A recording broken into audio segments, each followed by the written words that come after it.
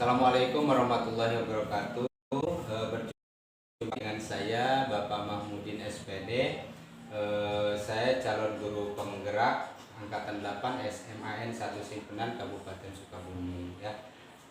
Saya tidak sendiri, ditemani oleh teman saya yaitu Ibu Eli Suminar dari SMAN 1 Simpenan. Beliau mengajar di kelas 12 MIPA.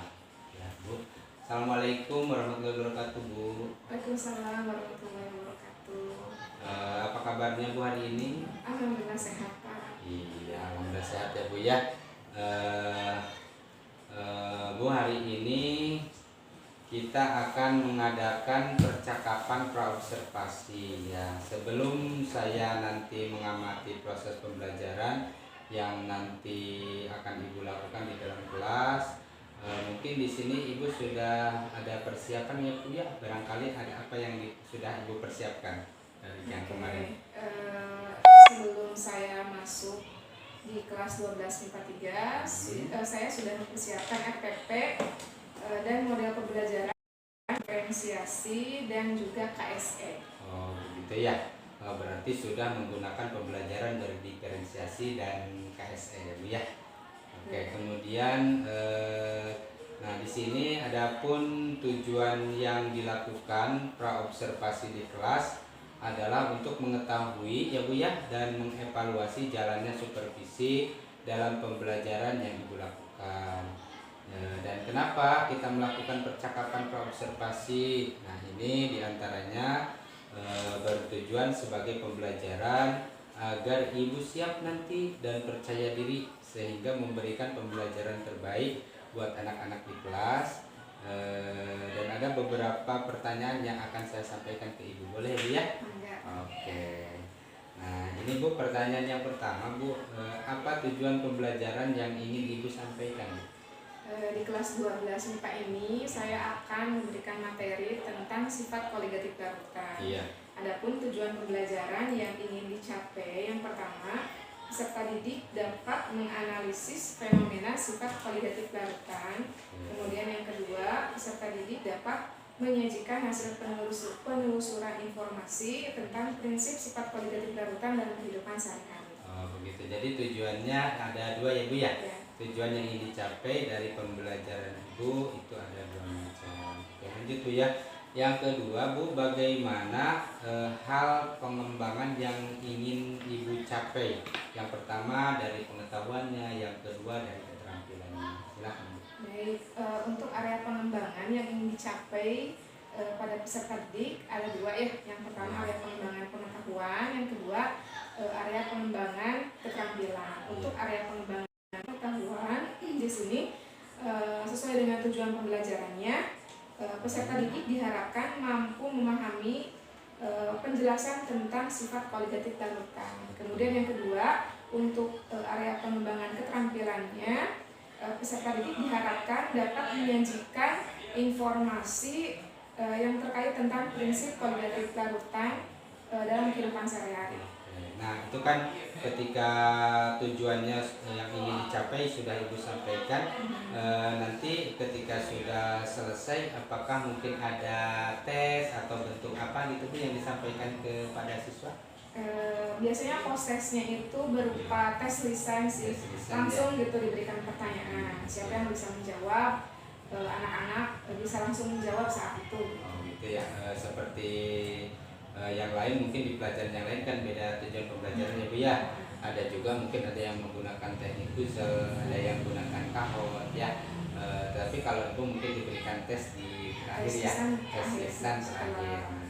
Itu biasanya lebih menarik ketika anak bisa menjawab, diberikan apa ya? Nilai plus atau paling tidak A+ ya, apresiasi A+. Oke. Ibu yang ketiga,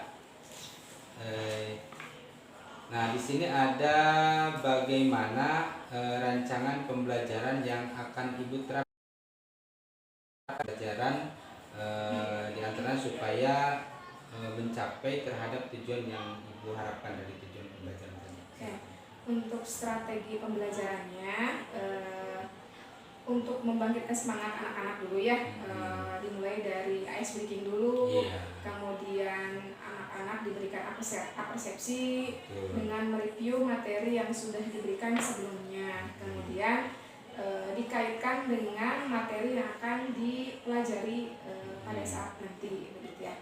Jadi strategi pembelajarannya menggunakan metode diskusi, Pak. Kemudian nanti siswa dibentuk kelompok belajar, kemudian nanti siswa diberikan permasalahan dan akan didiskusikan di kelompok masing-masing. Kemudian ya untuk model pembelajarannya menggunakan model pembelajaran problem based learning. Oke, Ibu, di situ juga Ibu sebetulnya sudah menggunakan metode berdiferensiasi ya Bu ya. Karena kan kemampuan anak di kelas itu ketika melakukan pembelajaran, kita sebagai guru, kemampuan siswa itu kan tidak sama ya Bu ya. Jadi bagaimana mungkin guru menerapkan metodenya supaya anak itu bisa menguasai atau memahami maksud dari tujuan tersebut. Nah, Ibu yang tadi mungkin sudah menggunakan project based learning ya Bu ya. Problem based learning. Nah, berarti melalui diskusi ya Bu ya, tanya jawab, ada lagi kemudian dengan cara membaca materi, siapa yang bisa mungkin menjawab dari itu nanti akan diberikan upload seperti berikutnya. Oke. Terima kasih Bu. Yang keempat Bu, apa media pembelajaran yang akan Ibu gunakan dalam proses pembelajaran nanti? Medianya ya. Media pembelajaran ketika nanti siswa diberikan buku paket, kemudian LKPD, kemudian mencari sumber ilmu pengetahuannya. Selain di buku paket juga siswa boleh menggali dari internet.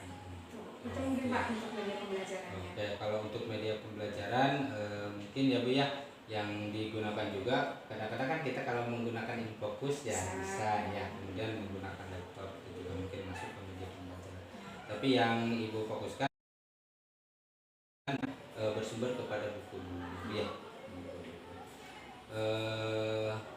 Kemudian yang berikutnya yang poin 5 Bu, kira-kira kapan nih Ibu mau atau akan melaksanakan kegiatan tersebut supervisi ke kelas? Oke, insya Allah untuk kegiatan supervisi nanti akan dilaksanakan 3 pada tanggal hari Selasa pada tanggal 20 September 2023 pada jam pelajaran ke-7 dan ke-8. Berarti diampunya di kelas 12 ya Bu ya, mengajarnya kita nanti prakteknya di kelas 12. Kemudian yang ke-6 Bu, apa yang Ibu dapatkan nih selama kegiatan coaching atau praobservasi dengan saya sendiri itu sebagai calon CDP? Mungkin ada pengalaman baru atau tambahan seperti apa? Tentunya menambah wawasan juga ya Pak ya. Iya. Jadi ketika diobservasi sebelum supervisi itu saya jadi tahu apa saja yang harus dipersiapkan agar nanti mungkin ketika saya tampil itu biar lebih siap ya. Biar lebih siap apa saja kira-kira yang harus dipersiapkan, kemudian hal-hal yang mungkin tidak boleh dilakukan juga begitu ya, seperti itu, biar nanti mungkin penampilan itu bisa lebih maksimal. Barangkali seperti Ibu, terima kasih atas waktunya sudah bisa melakukan percakapan pada hari ini ya. Mudah-mudahan nanti ada manfaatnya buat kita semua ya Bu ya. Dan saya doakan juga buat Ibu nanti, mudah-mudahan Ibu juga menyusul untuk mengikuti kegiatan CGP ya Bu ya. Amin. Bapak Ibu, demikianlah untuk kegiatan praobservasi hari ini. Mudah-mudahan ada manfaatnya buat kita semua sebagai tugas dari CGP. Saya sendiri sebagai CGP Angkatan 8 ini sedang melaksanakan kegiatan tugas, nantinya akan melakukan supervisi di kelas dengan Ibu Eli Suminaria sebagai guru kimia pada kelas 12 MIPA. Terima kasih Bu atas waktunya ya. Sama-sama. Assalamualaikum warahmatullahi wabarakatuh. Waalaikumsalam warahmatullahi wabarakatuh. Atasnya.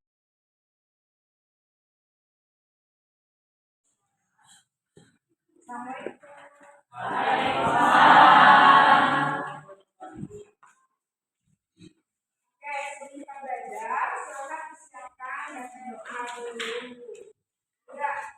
Perhatian. Siap. Dimulai.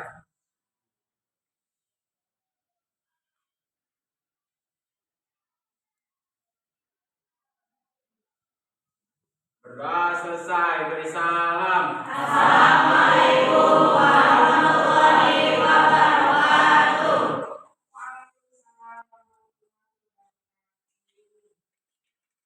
Oke, sebelum kita belajar doa dulu ya. Kalian tahu sekarang tanggal berapa? Tanggal 20. Hari ini siapa aja yang hadir? Ya, terus siapa lagi? Ada. Terus ada di siapa aja? Keterangan. Siapa lagi? Rizky. Apa Rizky? Siapa lagi? Andini. Apa? Oke, berarti ada 1, 2, 3, 4, 5 orang yang hadir ya hari ini.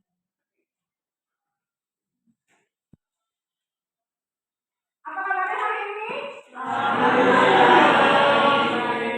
Oke, masih semangat kan belajar kimia? Masih. Sebelum kita lanjut belajar kimia, kita isi dulu ya. Biar tambah semangat. Semuanya begitu.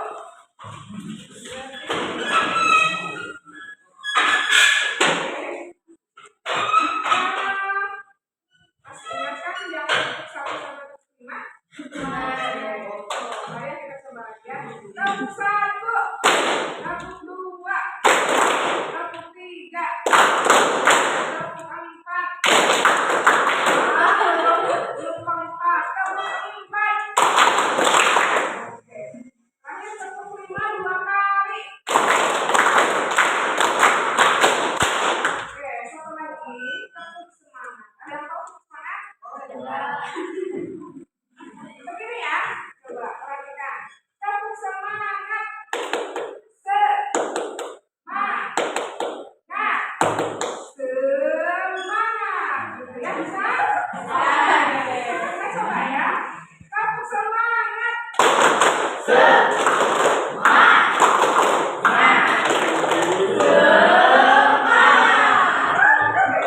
Coba kita cek mana yang lebih semangat antara cewek dan cowok. Yang cewek dulu, coba ya. Oke, tepuk semangat.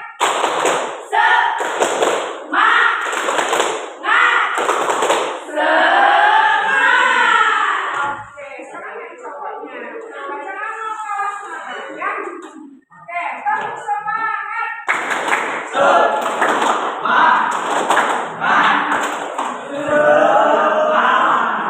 Oke, tepuk tangan dong. Jangan dulu. Kita akan buat kelompok. Untuk buat kelompok, kalian harus mendengarkan instruksi dari ini. Ya. Kalau muncul kata hidrogen, berarti kalian cari teman sebanyak 3 orang. Kalau muncul kata oksigen, berarti kalian cari teman sebanyak 4 orang. Kalau muncul kata nitrogen, berarti kalian harus cari teman sebanyak 5 orang. Oke, siap? Kalau hidrogen berapa orang? 3. Kalau oksigen? 2. Kalau nitrogen? 5. Siap ya. Siap ya. Harus ya.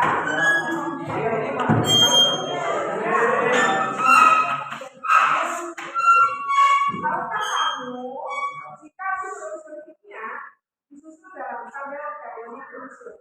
Tabel periode unsur terdiri dari 8 golongan A, 8 golongan B, dan 7 periode. Golongan pertama terdiri dari 8 golongan, mulai dari 1A sampai 8. Unsur hidrogen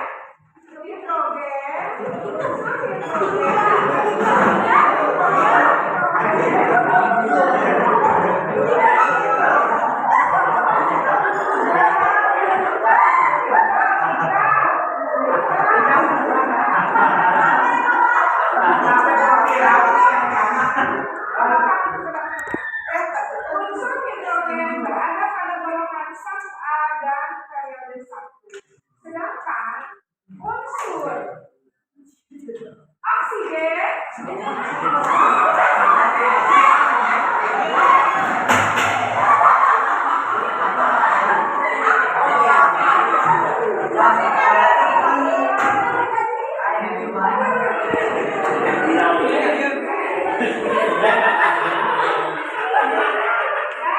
Unsur-unsur yang berada pada golongan 6A dan periode 3. Golongan 5A ada beberapa unsur yang terdapat pada golongan 5A. Salah satunya adalah nitrogen. Nitrogen berada pada golongan 5A dan periode 3. Oke. Berarti sekarang sudah dapat paham masing-masing? Ya. Oke.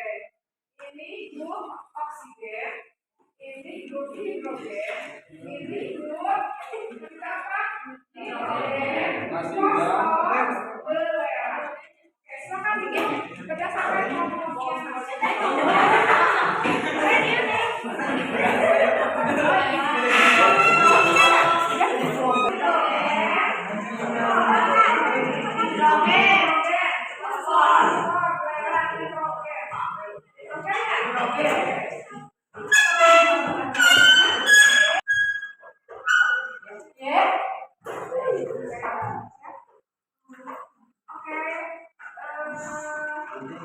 Ibu akan mengingatkan kembali pelajaran yang sudah kita pelajari pada pertemuan sebelumnya ya, yaitu tentang sifat koligatif larutan. Coba grup mana nih? Dulunya, grup mana yang masih ingat? Sifat koligatif larutan ada berapa, Cung? 4. Oh, oksigen ada berapa? 4. Sip. Nah, Cung lagi siapa bulannya? Oke, kelompok apa tadi kita? Fosfor. Fosfor ya. Kalau fosfor koligatif larutan itu apa?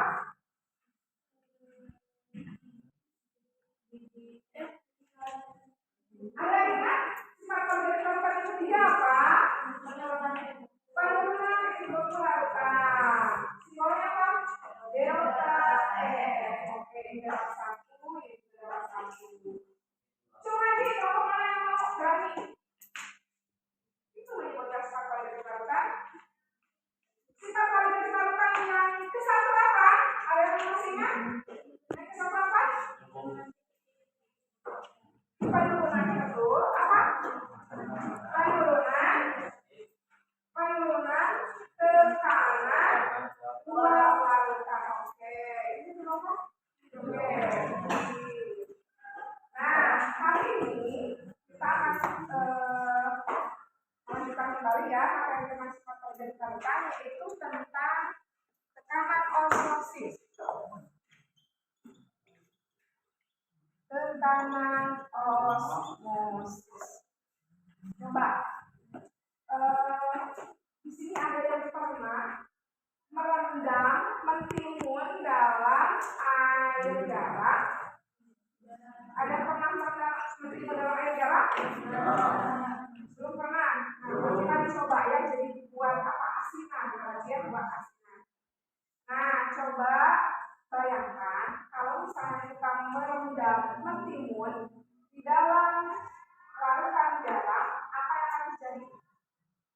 Oke, Dela. Kulitnya akan berkerut. Kira-kira kenapa berkerut? Karena kandungan air garam di dalam timunnya keluar. Oke, terjadi pengerutan mentimun. Kenapa? Karena cairan yang ada di dalam mentimun itu keluar. Kenapa keluar? Nah, ini yang akan kita pelajari. Ya, tekanan osmosis. Nah, akan kita pelajari dahulu itu adalah peristiwa osmosis. Berdasarkan ilustrasi yang tadi, berdasarkan ilustrasi mentimun disimpan di dalam air garam. Coba, siapa yang mau mendefinisikan tekanan osmosis itu apa? Tekanan osmosis. Peristiwa osmosis itu apa? Tadi berdasarkan ilustrasi mentimun disimpan di dalam air garam. Cairannya bisa keluar. Berarti peristiwa osmosis itu adalah perpindahan zat dari konsentrasi rendah ke konsentrasi konsentrasi lebih tinggi. Oke, coba diulang lagi. Perpindahan zat dari konsentrasi yang rendah ke konsentrasi lebih tinggi. Bagus ya. Jadi itu kondisi osmosis berdasarkan fenomena yang terjadi di lingkungan sekitar kita. Menimbul disimpan di dalam air garam. Jadi osmosis itu adalah peristiwa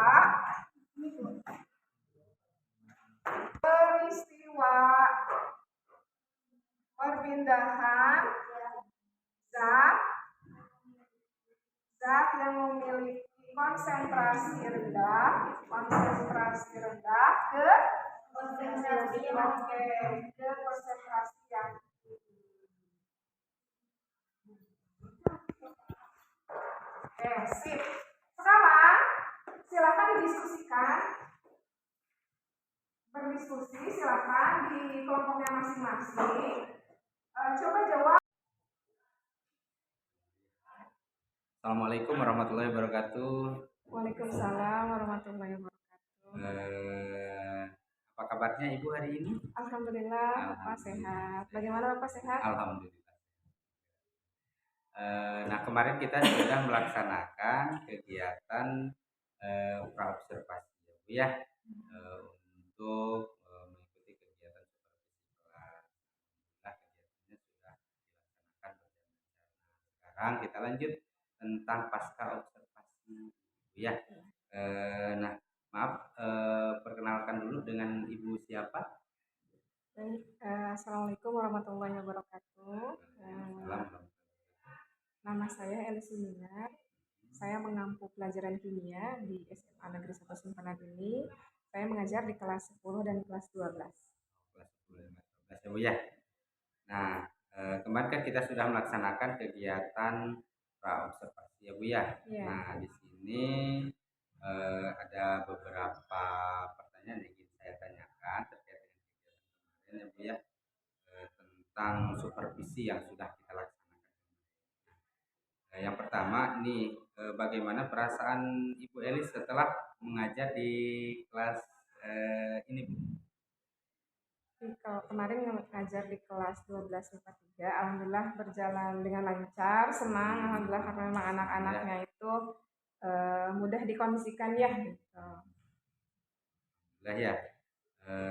Kemudian bagaimana tujuan umum yang ingin Ibu capai dalam pembelajaran?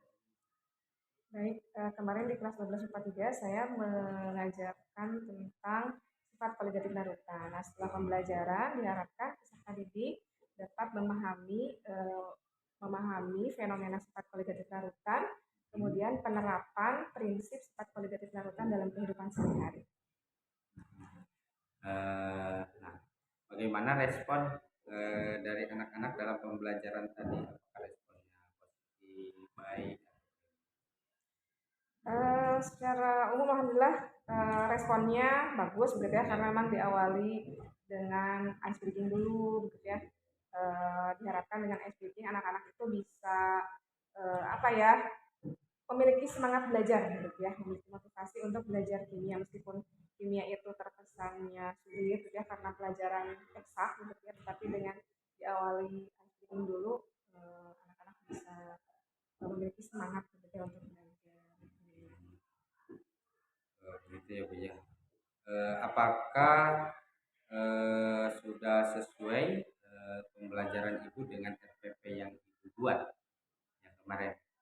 Alhamdulillah kemarin itu tahapan-tahapan proses belajarnya sudah sesuai dengan langkah-langkah yang dibuat di RPP, tujuan pembelajaran, kemudian metode pembelajarannya, kemudian bahan ajarnya disesuaikan dengan rancangan RPP.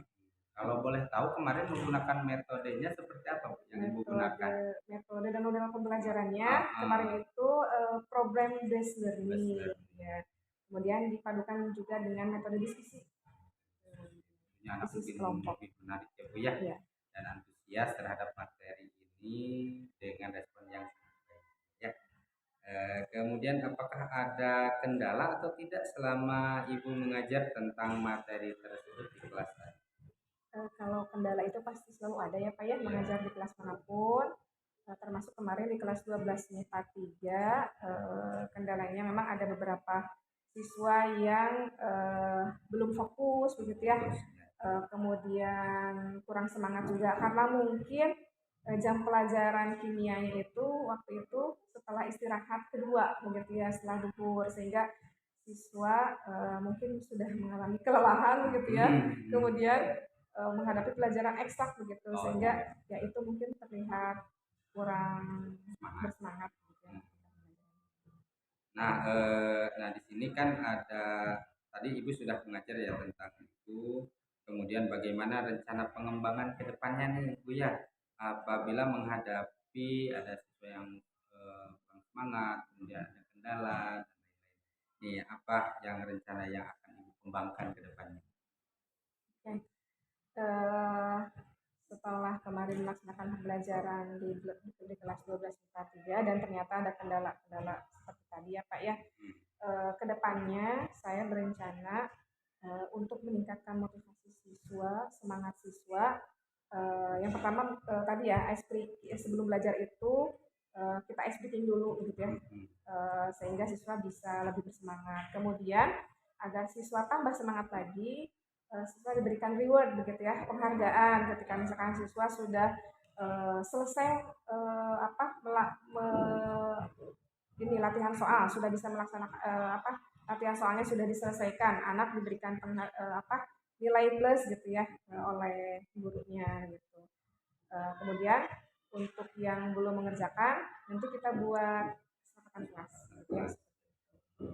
Contoh nih untuk memberikan semangat kepada anak atau reward nih. Biasanya rencana Ibu apa tuh buat anak supaya anak lebih semangat tuh rewardnya apa? Diberikan nilai tambahan atau Kalau diberikan saya apa biasanya misalnya? kalau di kelas misalkan ya ada satu soal, coba silakan selesaikan soal ini. 5 orang pertama yang bisa menjawab akan diberikan nilai langsung dicantumkan di daftar nilai gitu ya, seperti itu. Jadi anak itu bersemangat, oh saya pengen jadi yang 5 orang itu gitu ya, seperti itu gitu. Kadang 5 orang, kadang 10 orang. Nah, dari situ tuh kadang suatu yang pak enggal-enggal gitu, ingin menjadi yang pertama gitu ya, seperti itu. Iya, menarik sekali ya itu yang ditawarkan kepada anak. Nah, juga nanti antusias, lebih semangat lagi.